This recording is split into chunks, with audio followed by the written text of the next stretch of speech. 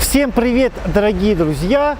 С вами снова я, Евгений Манаенков, и вы смотрите Клуб путешественников.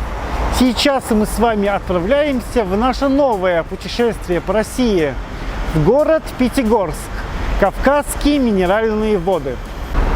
Я приобрел тур от компании Coral Travel. В тур включен перелет в два конца, недельное проживание в отеле Машук, трансфер от аэропорта до отеля, завтрак, ужин. Стоимость тура на одного взрослого человека 58 тысяч рублей.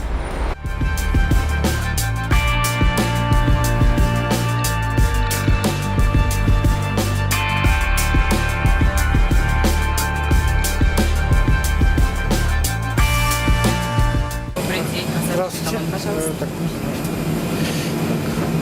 Прошу вас, приятного полета. Спасибо большое.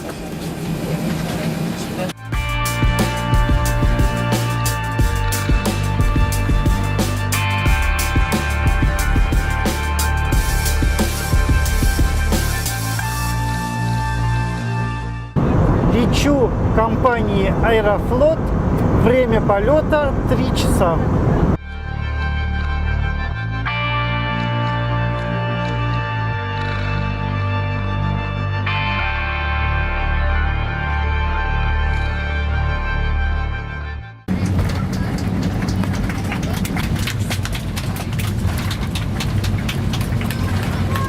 Дамы и господа, наш самолет сделал посадку в аэропорту имени великого поэта Михаила Юрьевича Лермонтова города Минеральные воды. Пятигорск – живописный круглогодичный курорт в преддвериях Большого Кавказа. Тысячи туристов со всех уголков России едут в эти места, чтобы поправить здоровье, насладиться красивейшими видами, познакомиться с богатой историей и древними легендами, своими глазами увидеть достопримечательности Кавказа. Датой основания Пятигорска считается 1780 год, когда на оборонительной Азово-Моздокской линии была основана Константиногорская крепость. Названа она была в честь среднего сына императора Павла I, великого князя Константина, родившегося в 1779 году. 24 апреля 1803 года начинается официальная история Пятигорска как города-курорта. Тогда был подписан знаменитый рескрипт Александра I о признании государственного значения кавказских минеральных вод и необходимости их устройства. 10 или 22 декабря 1827 года в Петербурге создан особый специальный временный комитет для согласования планов благоустройства КМВ.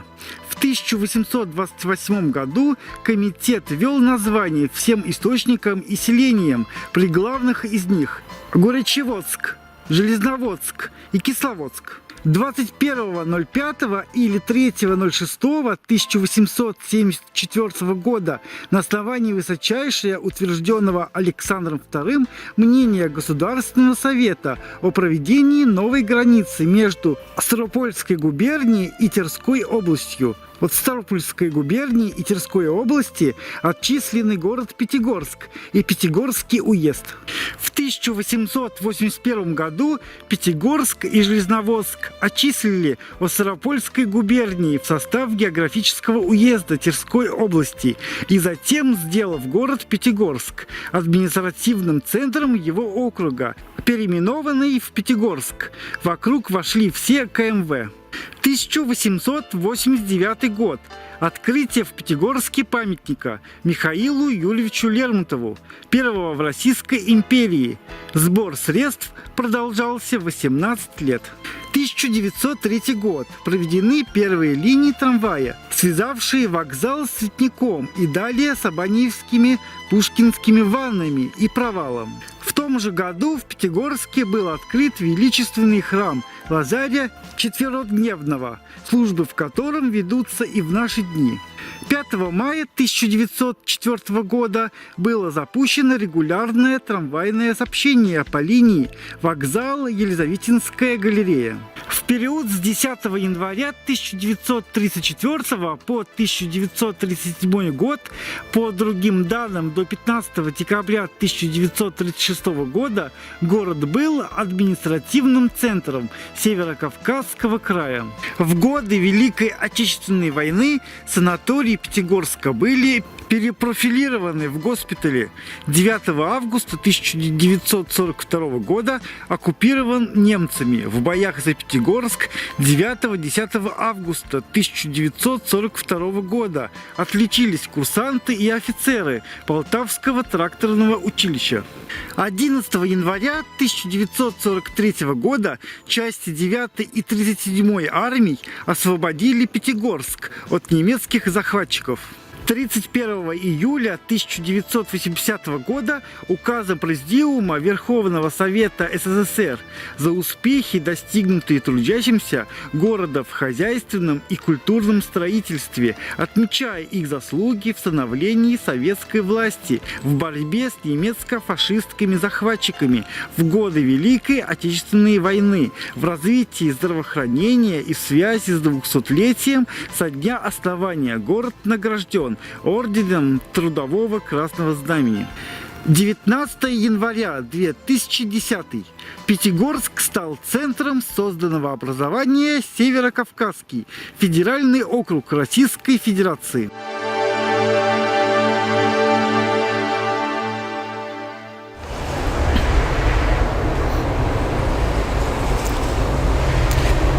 Я прибыл к своему двухзвездочному отелю.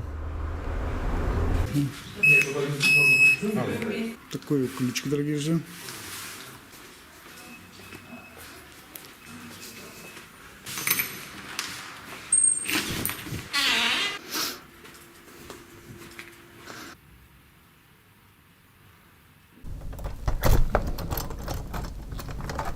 Вот наш номер. Заходим, дорогие друзья.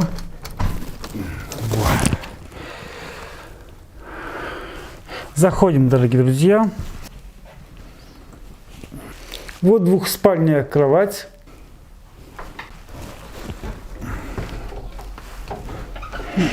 Шкаф это для вещей. Туалет, душевая кабина. А это у нас балкон. Отсюда открывается вот такой вот вид.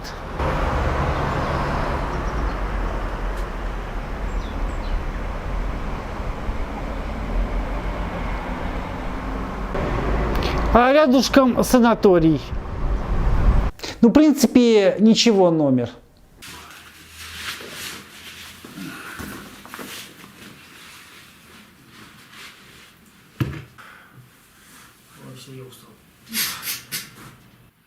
А теперь гулять и знакомиться с городом.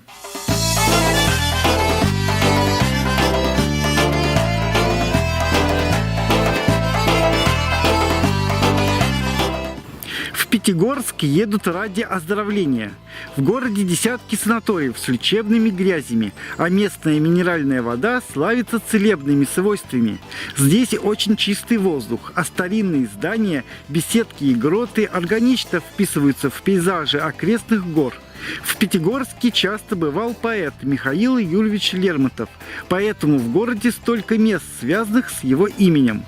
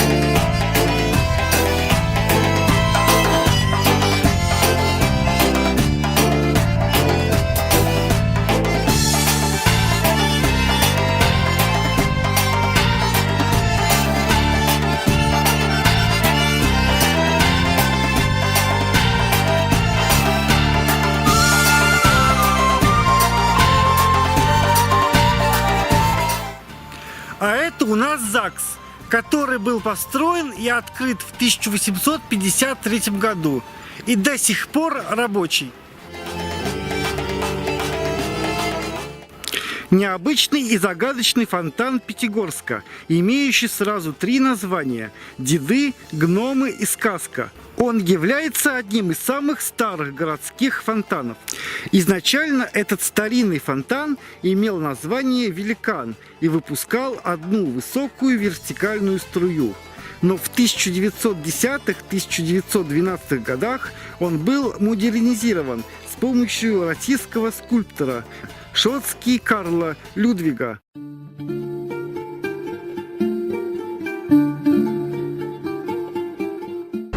Дорогие друзья, мы находимся возле входа в парк «Цветник». Парк «Цветник» в Пятигорске – один из главных ориентиров в городе. Он находится в месте, где курортная зона спускается с отрогов Машука и начинается прогулочная улица – проспект Кирова. «Цветник» является местом скопления самых главных достопримечательностей Пятигорска.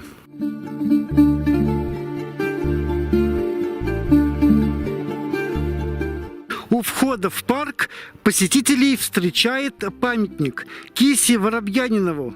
Именно на этом месте герой романа «12 стульев» просил милостыню. Господа, подайте что-нибудь бывшему депутату бывшей кадетской фракции, бывшей государственной думы.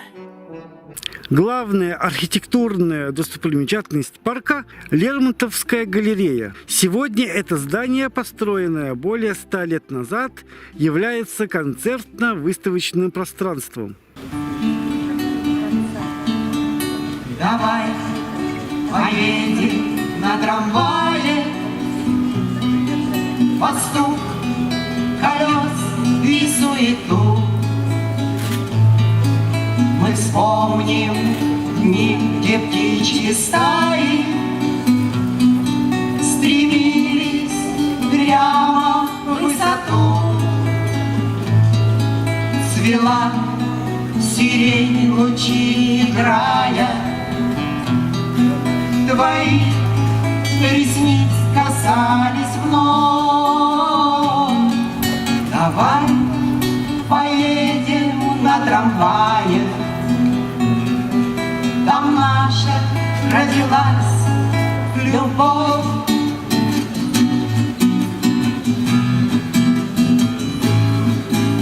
Пусть рельсы вдаль бегут не глядя, танцует провод на ветру. Мы рядышком вдвоем присядем, как будто путники к костру. Кондуктор мелочь разгребая, счастливая оторвет билет.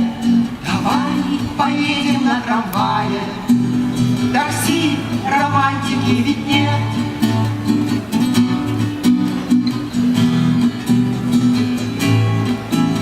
Из года в год, из лета в лето, над нами синий небосвод. Трамвай рекламу разодетый нас снова в прошлое везет. Я лучше транспорта не знаю, его, наверное, и нет. Давай поедем на трамвае, вдвоем в обнимку тет-а-тет. Давай поедем на трамвае, возьмем счастливый наш билет.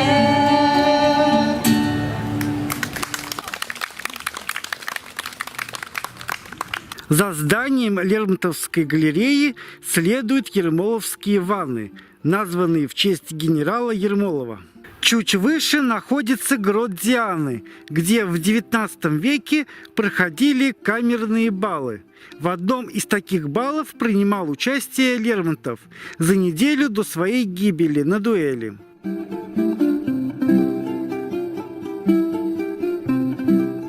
Еще выше на горе находится один из символов региона Кавказских минеральных вод – бронзовая скульптура орла. Скульптура установлена в 1973 году на месте открытия первого источника целебной воды в Пятигорске. Китайская беседка, получившая свое название из-за крыши, напоминающей кровли буддийских храмов, расположен на самом высоком месте горячей горы и парка. Мы прибыли вчера в Пятигорск с моей дорогой благоухающей подругой. Уже побывали на верхнем рынке, я так поняла, еще там нижний есть рядом, ТЦ. Очень достаточно фиговый ТЦ у нас на севере, в Коми-Республике, в городе Ухта. Лучше ТЦ, чем здесь, в Пятигорске. Но ничего страшного, мы приехали не ради ТЦ. На данный момент мы собираемся на гору. Вроде бы Машук, там будет канатная дорога. Будем на ней кататься. Вот, присели отдохнуть. Короче, у нас остался один день здесь. Еще мы считаем кошек. На данный момент посчитали за вчера 12. Должны посчитать 21 минимум.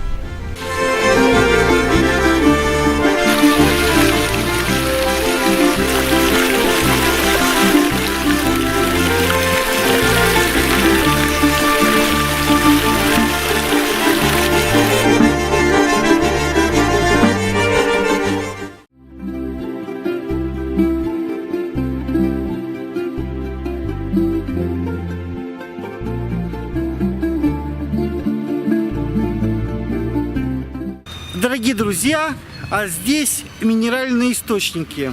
Можно умыться и попить воды в такую жаркую погоду.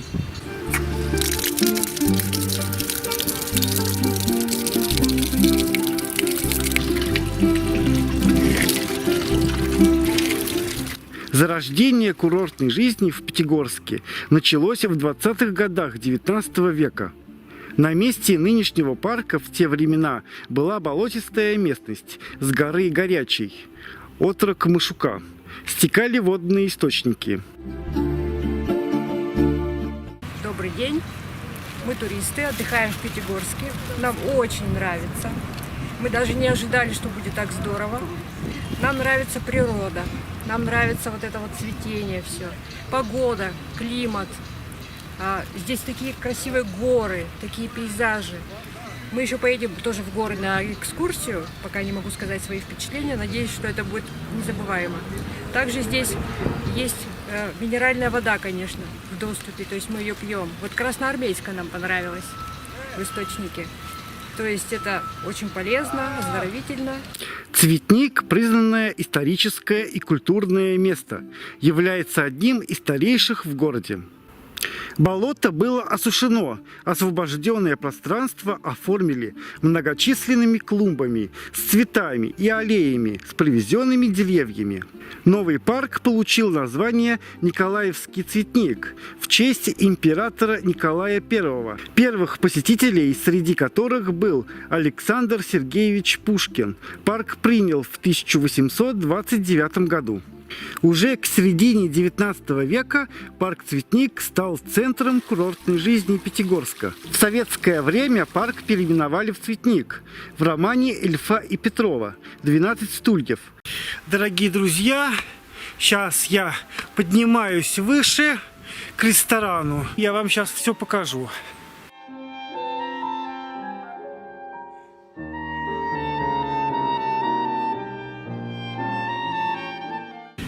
Посмотрите, дорогие друзья, какой вид открывается на город.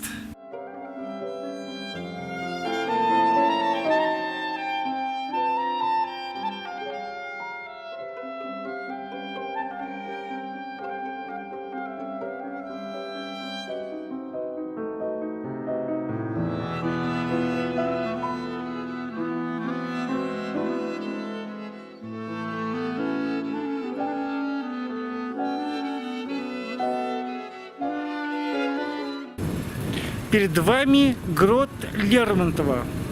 Пойдемте посмотрим. Грот Лермонтова назван так, потому что в нем поэт любил проводить время, наблюдая сверху за водяным обществом, отдыхающими у источника. После его смерти грот стал памятным местом, куда приходили почитатели поэта. Сейчас над пещерой установлена доска с названием «Вход выложен каменным порталом и закрыт решеткой». Однако во времена Лермонтова грот выглядел более природно, как обычная горная пещера.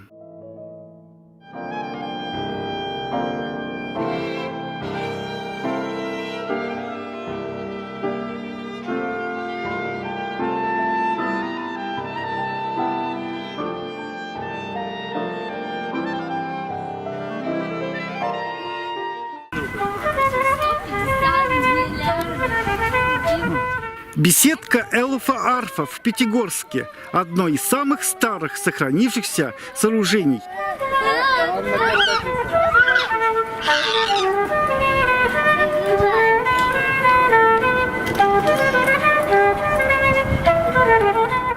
Около 200 лет стоит она, открытая всем ветрам. Беседка является едва ли не самым известным символом Пятигорска. Отсюда открывается еще интереснее и красивее вид на город.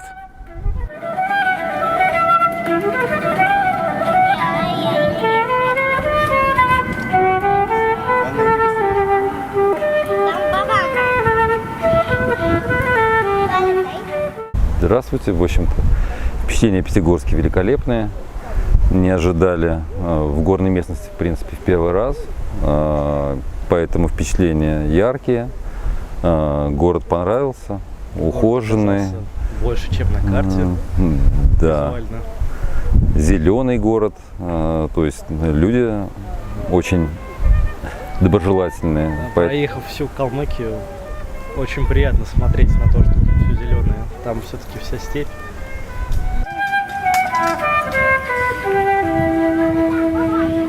Дорогие друзья, я сейчас иду к озеру Провал, о котором здесь все говорят. Я вам его сейчас покажу.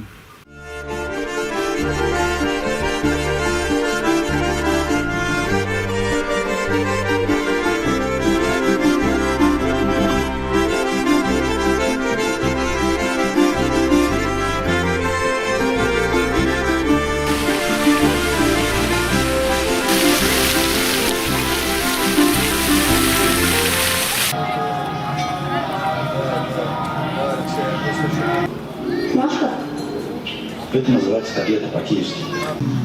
Настя! Чё? Отложи телефон, иди сюда. Здесь проходит фестиваль кино. Люди смотрят фильм. Бесплатно на свежем воздухе.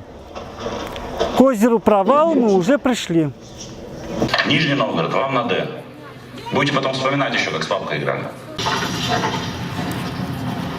Еще.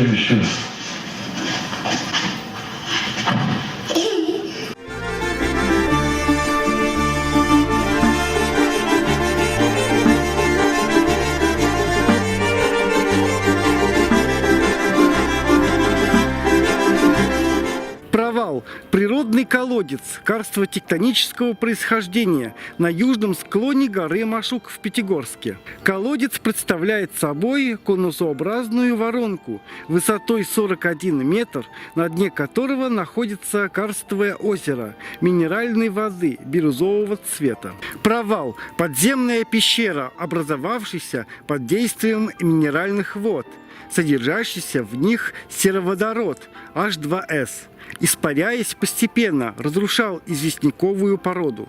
В результате пещерный свод не выдержал, и образовалась воронка диаметром около 15 метров. Грот и озеро, глубина которого составляет 11 метров. Красивый бирюзовый цвет, наполняющий водоем минеральной воды, обусловлен высоким содержанием серы и присутствием в ней определенных бактерий. Провал впервые исследовал Петр Симон Паллас в 1793 году. Посмотрели на озеро, ну а теперь отправляемся дальше.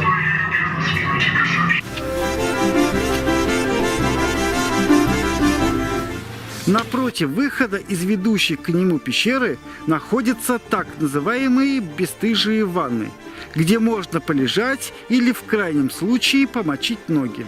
свое название они получили, так как они находятся на улице.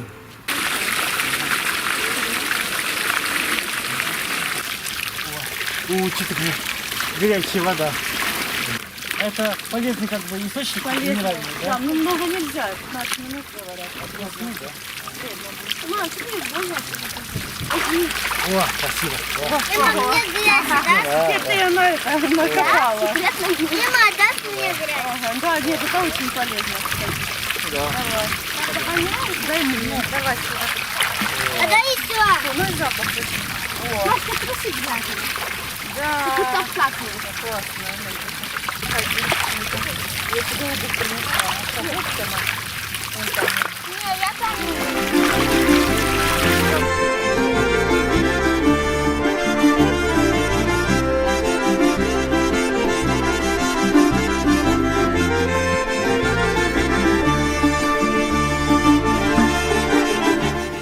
Здесь, на горе Машук, есть ресторан. Пойдемте узнаем цену. Я хочу попробовать кавказскую кухню.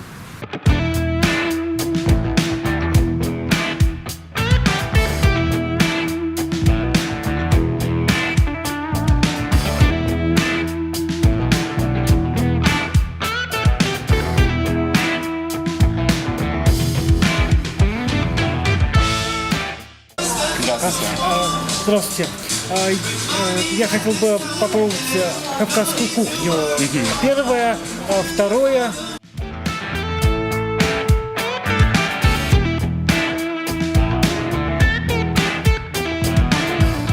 Кавказские блюда. На первое суп лахнан, на второе оджахури со свининой и на третье кавказское красное вино. Итого 1550 рублей на одного человека.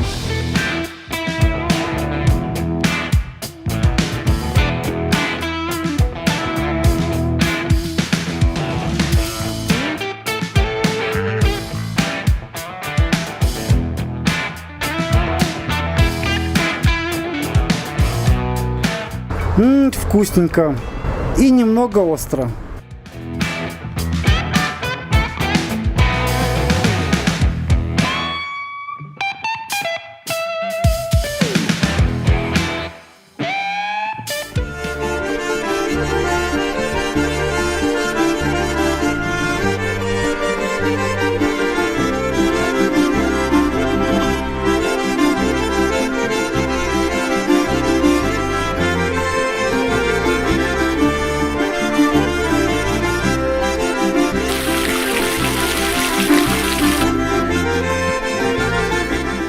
Перед вами памятник Михаилу Юрьевичу Лермонтову, 1889 год. А сейчас мы с вами дойдем до места дуэли Лермонтова.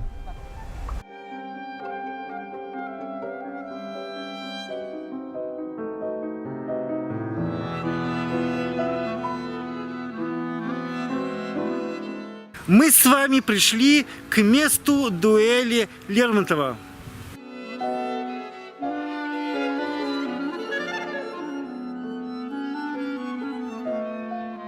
Между Михаилом Юрьевичем Лермонтовым и Мартыновым состоялась не в этом месте располагалась она глубже, в районе Перкальских скал. Там они встретились и стрелялись они на боевых кухельройтерах. Собственно, это были боевые пистолеты, не дуэльные. Дуэльные пистолеты все стреляли всегда в 10 метров, а тут боевые офицеры работают исключительно боевым оружием. Так как Михаила Юрьевича вызвали на дуэль, он имел право первого выстрела. Начинается дуэль, дуэлянты расходятся, и Лермонтов медлит. Ему говорят о том, что стреляйтесь, ибо же я вас разведу. Лермонтов стреляет в воздух и говорит о том, что да не буду я стрелять в этого дурака, тем самым сильнее подливает масло в огонь. В ответ выпускает пулю Николай Соломонович Мартынов. Пуля проходит через легкие, пробивает сердце. Михаил Юрьевич упал. Гроза еще сильнее продолжает лить. Николай Соломонович подбегает к Михаилу Лермонтову и говорит о том, что «Миша, Мишенька, что же я сделал?» Все разбегаются, чтобы привезти повозку, врача. Все думали вообще, что дуэли не будет. Думали о том, что дуэль закончится распитием шампанского, потому что это были добрые друзья. Но, к сожалению, все произошло именно так. Михаил Юрьевич был убит.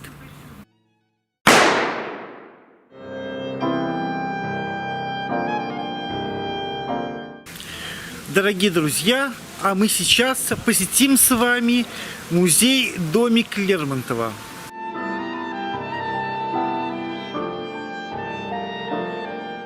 Стоимость билета 200 рублей с одного взрослого человека. Ну что ж, идемте смотреть.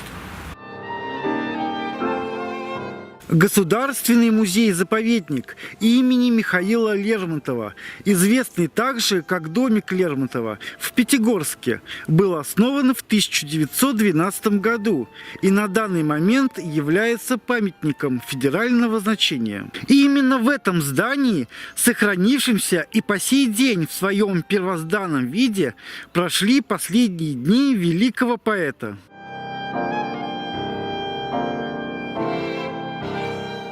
А здесь его комната, да? Это гостиная. Всю жизнь прожил, да? Нет, он квартировал, лечился здесь, последние 2 месяца своей жизни прожил.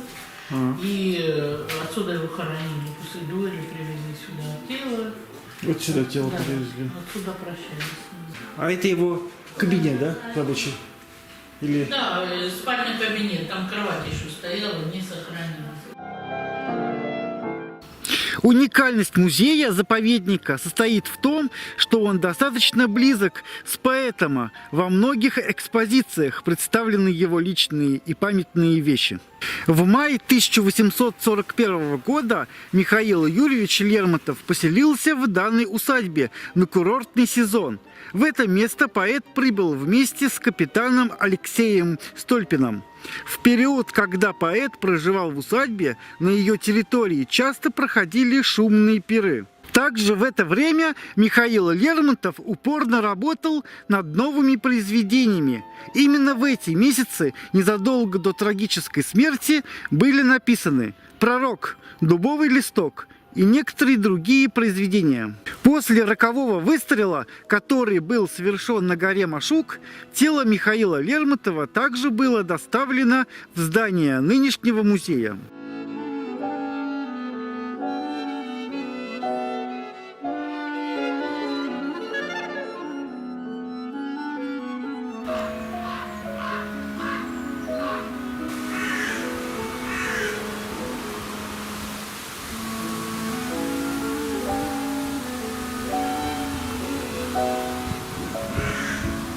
В 1844 году возле входа в усадьбу была установлена мемориальная доска, а после ее появления к дому стали съезжаться известные поэты и близкие Михаилу Лермонтову люди, чтобы отдать дань памяти и уважения поэту. После трагической истории у дома было еще несколько владельцев, а в 1912 году городские власти выкупили усадьбу. Вскоре было принято решение сделать ее именным музеем поэта, и ей было присвоено название Государственного музея-заповедника памяти Михаила Юрьевича Лермонтова.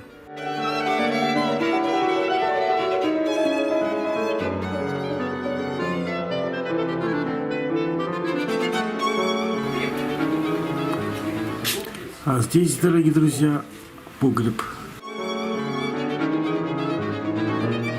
Постепенно музей начал наполняться лермонтовской атмосферой, а позже стал одним из самых известных музеев имени поэта. Мы посетили домик Михаила Юрьевича Лермонтова. Последние несколько месяцев он прожил здесь. Но, к сожалению, в Великой Отечественной войны дом был разрушен. Его несколько раз восстанавливали и реставрировали. Много что не сохранилось. Его книги, несколько томов сгорели. Но то, что сохранилось, вы увидели. Ну а мы сейчас отправляемся дальше.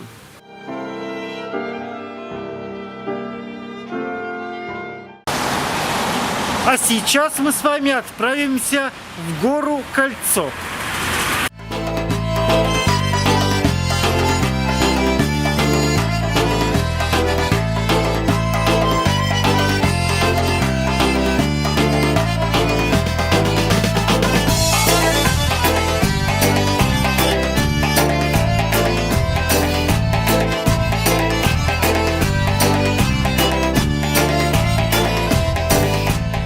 Сейчас мы с вами находимся возле уникального памятника природы. Называется это гора Кольца. На Кольцо, но правильно назвать это скала Кольцо. То есть, это, видите, это не отдельно стоящая гора. Это сквозное отверстие прямо внутри Баргустанского хребта. Вот он, этот Баргустанский хребет. Запомните, смотрите, он протянулся вообще на 70 километров. В некоторых местах он такой вот скалистый, обрывистый. Здесь вообще на территории на этой когда-то находился Всемирный океан Тетис, он назывался. Сейчас его реликтами, то есть остатками этого океана, являются Черное море, Каспийское море и Средиземное море. И в подтверждение, что здесь действительно когда-то был океан, можно встретить аммониты. К сожалению, сейчас я свой не взяла, оставила. Это ракушечки, которым миллионы лет. И примерно 25 миллионов лет назад, как говорят ученые, ну проверить не могу, не была тогда, не было меня еще тогда, начали формироваться наши горы. Горы Кавказа — это молодые горы, и они до сих пор растут. Примерно 25 миллионов лет назад начали они формироваться, и дно вот этого океана, естественно, начало подниматься. Поэтому в верхних слоях наши хребты, наши вот эти горы, они состоят из осадочных пород. То есть это известняк, песчак, мергель, это дно того самого океана. Именно как раз-таки в этих слоях можно и найти аммониты. Сами понимаете, это достаточно мягкая порода, легко выветриваемая порода. Поэтому вот у нас образовались такие эоловые ниши. Эол — это повелитель ветра. И эоловые ниши или же эоловые пещеры, они как раз у нас появились из-за выветривания. То есть ветер выдувает все эти эоловые пещеры. Видите, где само отверстие у нас находится, оно такое самое крайнее, это пещера, раньше это была пещера, сейчас отверстие. И небольшой такой крючок она делает. Постоянно то с одной стороны, то с другой стороны дует ветер. Когда льет у нас дождь, это все вымывается, вот эта вся порода. И постепенно это отверстие, оно увеличивается. Даже когда я была маленькой, мне было 10 лет, и я вот насколько помню, на фотографиях смотрю, и кольцо, оно было поуже. То есть оно постепенно увеличивается.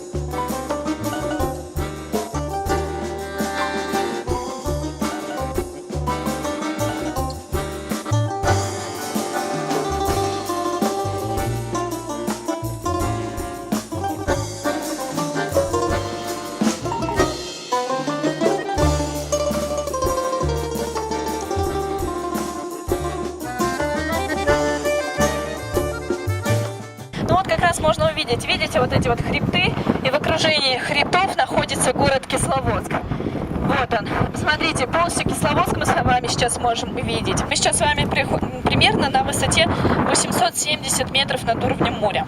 То есть это гораздо уже выше, чем в Пятигорске. Пятигорск — это 500-600 метров над уровнем моря, и это вот средняя высота в городе. То есть мы с вами уже приподнялись так. И естественно, когда воздух более разряженный, нужно больше сил для того, чтобы тренироваться.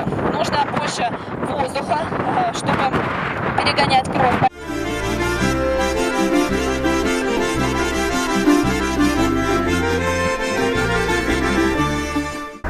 А сейчас мы с вами совершим конную прогулку по красотам Кавказских минеральных вод. Если честно, я ни разу не катался на конях.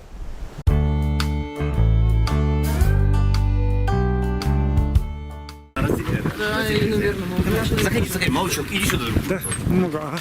Смотрите, вот тут посмотреть, что выбрали, что нашли. Многие уже о дереве уехали. Может, вот, если оно поместится, извините. Если вы поместитесь, я думаю, вы не поместитесь. Мы вас снимем. Это снимем. А вот это вот? Один шаг. Молодец, пацан. Честно, с юмором. Молодец, друг мой. Бери шинель, пошли домой. Вот это, не отпускай только. Вот так. Хорошо. Смотри сюда. Ковбойская у вас есть? Ковбойка есть, ёлки-палки. Туда дели ковбойку. Смотри, чтоб не слетело. Вот смотри. Делай, все, не будет. Иди сюда. Давай, меня. Как ты?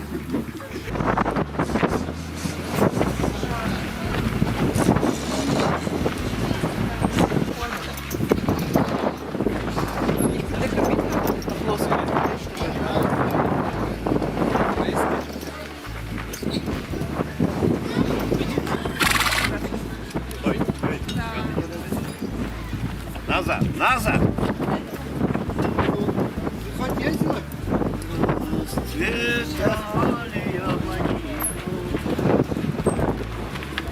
Туда право, туда лево. Не тяни к себе. Лево, право. Лево, право. Посади его. Левую ногу ставьте. Так, сюда. Держимся за седло. За седло? Да, ага. Это ваш? На меню.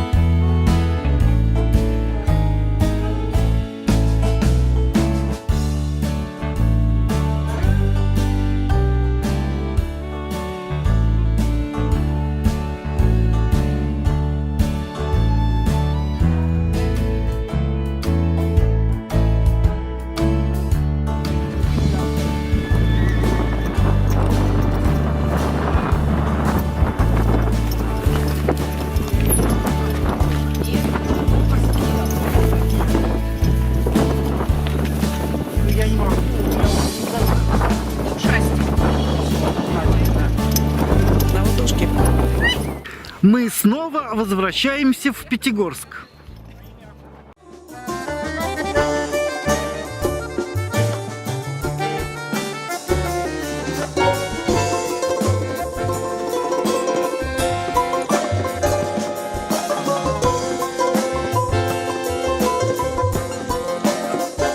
Дорогие друзья, а мы сейчас поднимемся на вершину горы Машук пешочком. Заодно подышим воздухом свежим.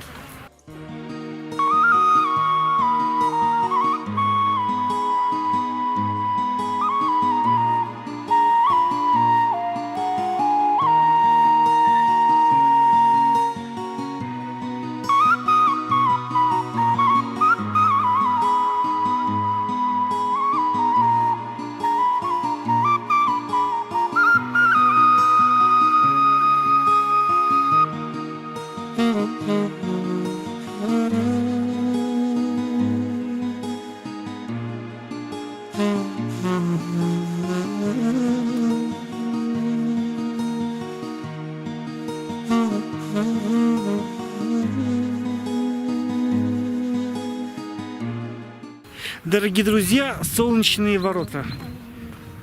Ворота Солнца – это достопримечательность, расположена на склоне горы Машук в Пятигорске.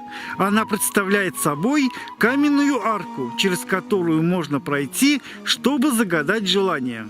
Поднимаемся дальше.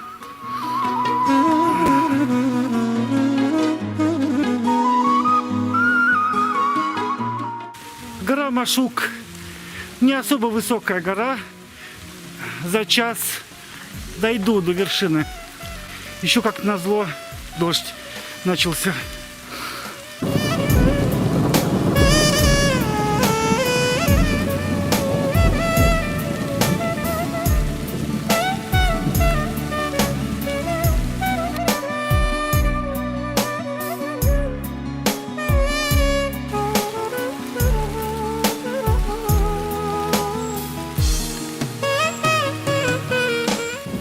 Еще и вдобавок гремит.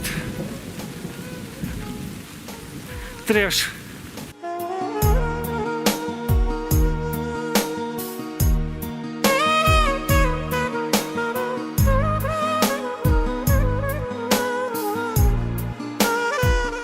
Дождь закончился.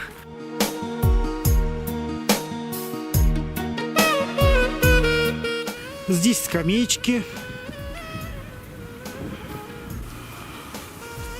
Во, мы почти дошли до вышки.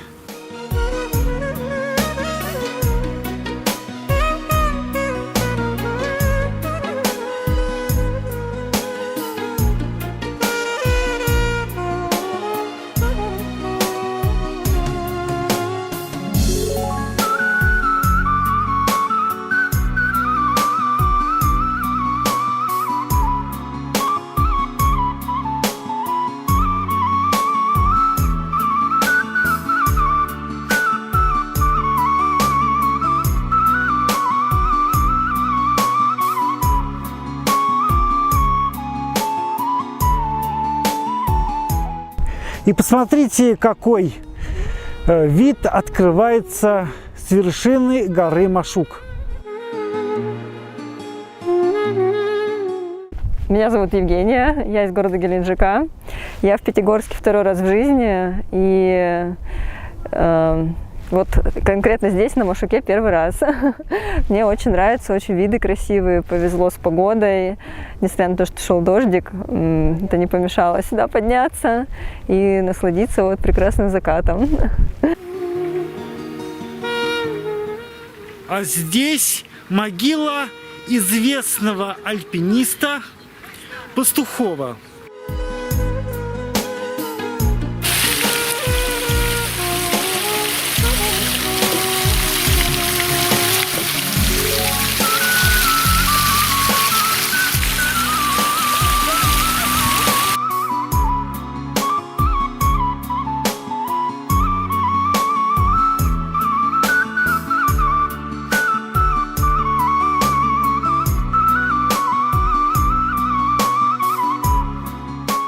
Дорогие друзья, ну вот и наш выпуск подошел к концу. Вы смотрели клуб путешественников Пятигорск. А с вами был, как всегда, я, Евгений Манаенков. Прощаюсь с вами на вершине горы Машук. Всем пока-пока и до встречи в новых путешествиях.